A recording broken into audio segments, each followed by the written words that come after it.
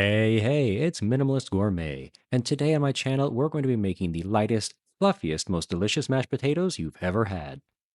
Using my tips and tricks, we're going to elevate this humble side dish into the star of your next dinner. People will be coming back for seconds, maybe even thirds. So let's get crack-a-lackin'. I'll be using some Yukon Golds as well as some russets. I like the texture, but you can use all russets, all Yukon Golds, or a combination. They'll all work great. Whichever you choose to use, the first thing we need to do is peel them and then rinse them off under a little cool water. I like to cut these in half once, then in half again, and then cut each of those into four pieces. A lot of recipes will have you cut them into big chunks so they don't waterlog when you cook them, but don't worry, we'll definitely talk about that later.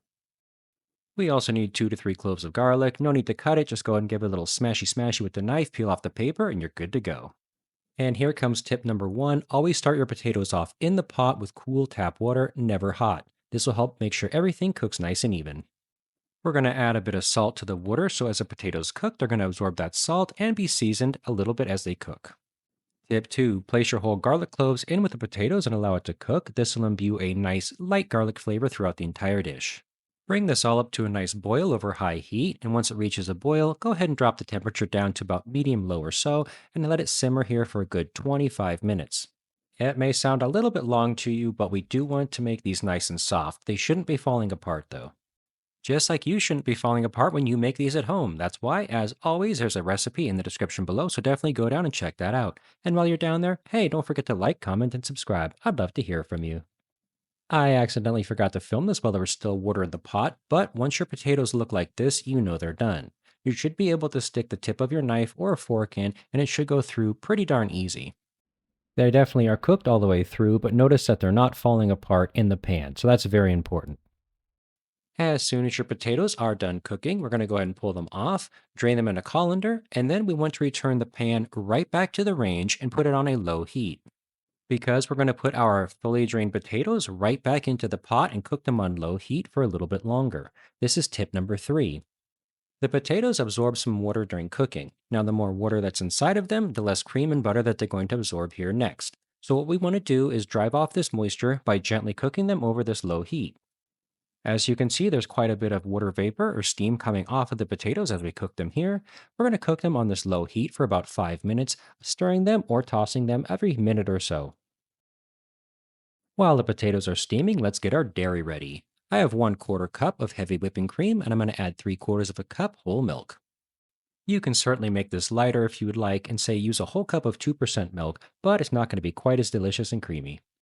We're going to add this to our butter and then heat it in a pot over the stove or in the microwave like I'm doing until it's nice and steamy. And that's going to be tip number 4. Never add cold dairy to your mashed potatoes. Hey guys, quick note. You can certainly use just a regular potato masher to crush up your potatoes, but they're going to be a little bit rustic and chunky. They won't be quite as smooth as they could be. To get the most creamy, smooth potatoes possible, you need to use something like a food mill or a ricer. Now, I don't have one of those, but I do have this, a metal strainer. I'm guessing most of you guys have this in your house as well. They're super cheap to pick up and they aren't specialized equipment. So let's go ahead and take a look at how to use this to get the same results. And that's tip number 5. Always rice your potatoes if at all possible. And ricing is what I'm doing here, which is just simply pressing the potatoes through a small metal hole. Just load up a few potatoes and use the back of a spoon to press them through. This didn't take very long at all. Don't worry, the potatoes won't drive you starch raving mad. By the way, that garlic we cooked, well, here's a clove right here. It's going to be passed through the colander just like the potatoes. It'll imbue a nice, gentle garlic flavor throughout our mashed potatoes. The reason that we cook the potatoes as long as we did is so that they're nice and tender and they can be pressed through the colander very easily.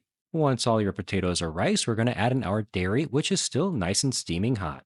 Start off by only adding about half the dairy to your potatoes. They're all a little bit different, and we don't know quite how much they're going to absorb just yet. I know it looks like I made a big mistake by adding too much dairy, and I've got a big soupy mess on my hands, but I promise you, as we stir this, you're going to see these potatoes just drink up that dairy. Feel free to add more or less dairy depending on your tastes, but just make sure to do it in stages so you don't overload the potatoes. I added just about 3/4 of my dairy, and this was a perfect consistency for me, so I'm going to stop here. Last thing to do is give these a taste and see if we need to add any salt or other seasonings. Mine needed just a touch more salt, so I'm going to add that in. If you want, you could add some white pepper if you'd like. I like to put pepper in my gravy, not my mashed potatoes. Give it one final taste test to make sure everything is on point before serving. This looked great, so we're going to go ahead and serve. Let me tell you, when I say these are creamy, buttery, pillowy soft, and 100% delicious, it doesn't really do them justice. You absolutely need to try these for yourself. I love a little bit of fresh herbs right on top. Some chives or green onions go deliciously. Of course, no self respecting person would make these delicious mashed potatoes if they weren't going to make an equally delicious gravy to accompany them. And of course, as always, I got you a back. Check out my video linked right here where I show you how to make the most amazing gravy you've ever had and it only takes a few minutes and a few ingredients. Thank you guys so much for watching. I really appreciate it. And I can't wait to see y'all here next week on the next episode of Minimalist Gourmet.